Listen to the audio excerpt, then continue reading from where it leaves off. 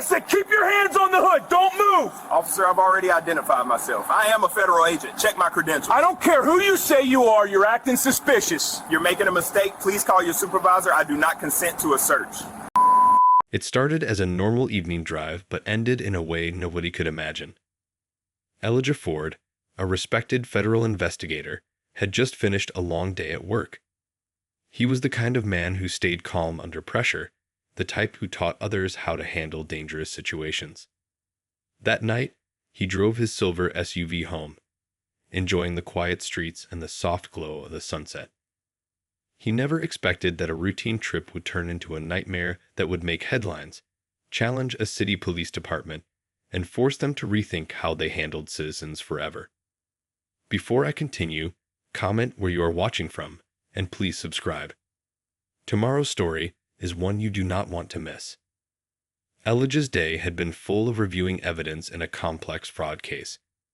He was tired, ready to see his family, and thinking only about a peaceful evening.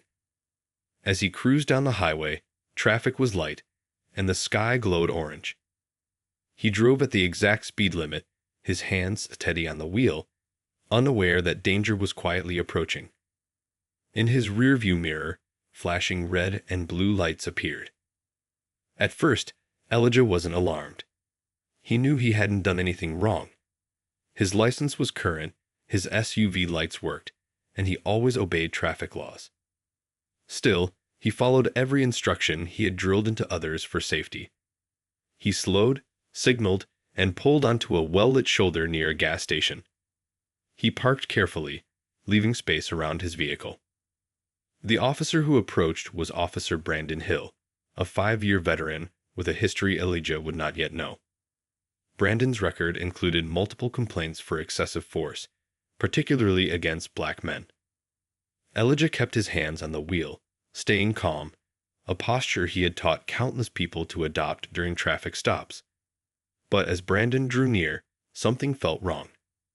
The officer's voice was sharp and unfriendly. He didn't greet Elijah or explain the reason for the stop. His first words were short and strict, demanding license and registration, his hand never leaving the holster at his side. Elijah stayed composed. He reached slowly for his glove compartment, then his wallet, making every movement visible. He handed over his registration and then showed his ID along with his federal credentials. Normally, this should have ended the situation politely.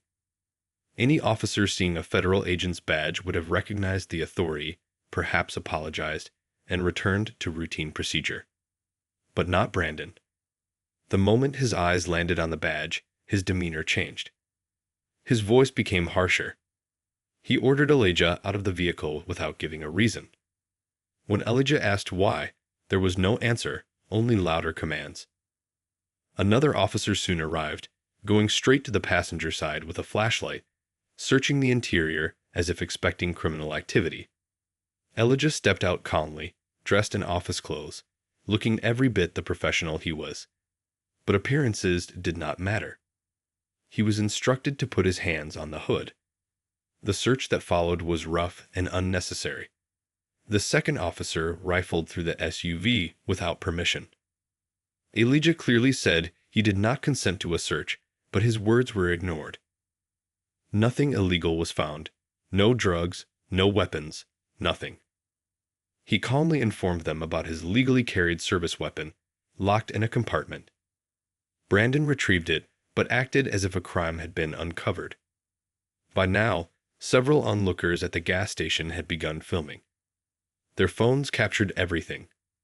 The escalating aggression, the commands, the handcuffs being placed on a federal agent who had committed no offense. When Elijah asked what he was being accused of, the answer came, suspicious activity. That was it.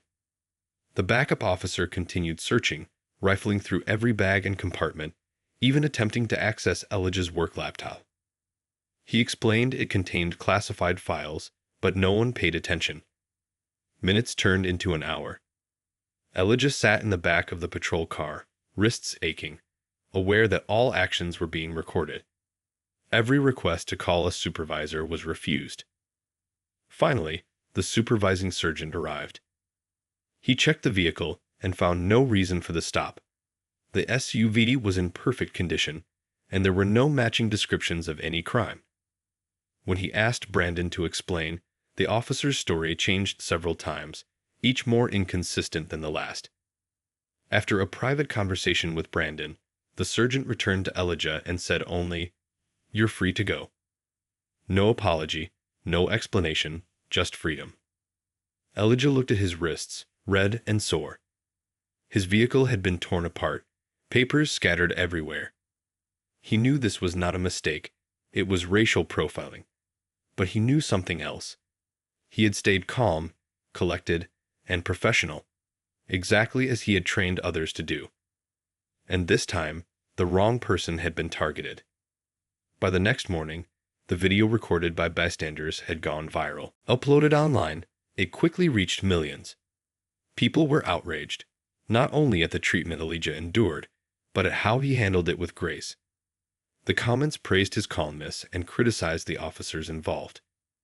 News outlets picked up the story, and within hours, Elijah's identity was confirmed. The police department faced immense public pressure to explain why a federal agent had been unlawfully detained. Elijah did not just rely on public opinion. He filed a formal complaint with federal oversight. The investigation revealed Brandon's repeated history of targeting black men, previously overlooked. This time, accountability could not be avoided. Brandon was placed on unpaid suspension and later fired. The department faced a lawsuit, which Elijah settled quietly, donating the compensation to a youth mentorship program. But the story's true triumph came when Elijah returned to the community where he had been profiled. He spoke to the youth there, sharing his experience and lessons. Never let fear or prejudice define your future. Stay calm, stay smart, and let truth speak. The crowd saw not a victim, but a hero, a man who transformed humiliation into purpose. The video that once showed him restrained became a symbol of strength. Across social media, one phrase repeated endlessly. They picked the wrong black man this time. Justice had been served, quietly, but decisively. The day after Elijah Ford's traffic stop, the story was everywhere. News channels replayed the video, social media exploded with comments, and people debated what had happened. But the video showed the truth clearly.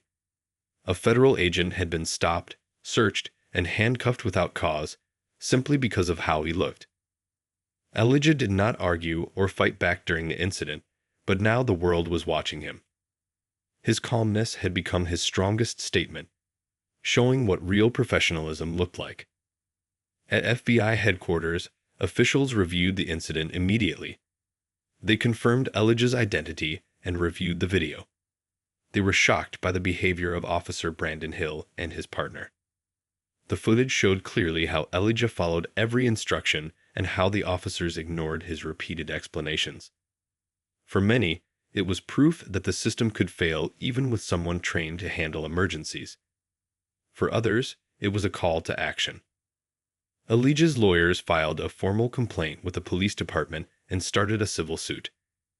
The complaint highlighted not only the unlawful detention, but also Brandon's history of targeting black men. Investigators discovered patterns of complaints against Brandon, which had previously been dismissed or ignored. This time, with the FBI involved, the department could not ignore the facts. Public pressure grew as more people watched the footage, shared stories, and demanded justice. The civil case moved slowly but steadily. During hearings, lawyers pointed out inconsistencies in Brandon's accounts.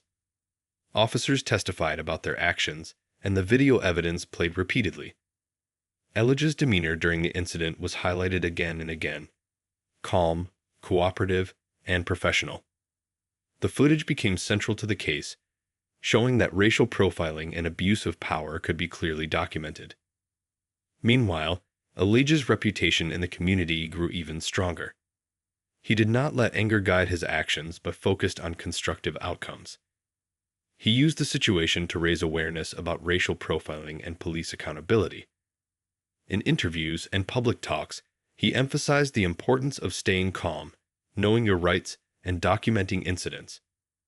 He wanted others to learn from his experience, to be prepared, and to protect themselves while remaining peaceful. The police department faced severe criticism. Citizens demanded reforms, and higher officials promised investigations and policy changes. Brandon Hill was placed on unpaid suspension and later fired. The civil case ended with a quiet settlement, which Elijah chose to donate to a youth mentorship program in the city. He wanted the focus to be on helping young people, showing them that education, awareness, and community involvement were the strongest defenses against injustice. Elijah also returned to the neighborhood where he had been stopped. He spoke to local teenagers, many of whom had grown up fearing encounters with law enforcement. He told them, "Never let someone else's fear define your path. Keep calm, stay smart, and let truth guide you." The audience listened, captivated. His story inspired hope and resilience. The video that once showed him restrained in handcuffs had transformed into a symbol of courage. Every time the story was shared, the same comment appeared: "They picked the wrong black man this time." The impact went beyond the local community. The video sparked national conversations about racial profiling, police accountability, and the treatment of black men by law enforcement. Advocates called for changes in training and oversight. Policies were revised to ensure stops were conducted respectfully and fairly. Elijah's calm response became a model for teaching people how to act during high-pressure encounters. He showed that one person's composure could expose injustice and influence systemic change. Through it all, Elijah remained humble. He refused to let anger or revenge define his actions.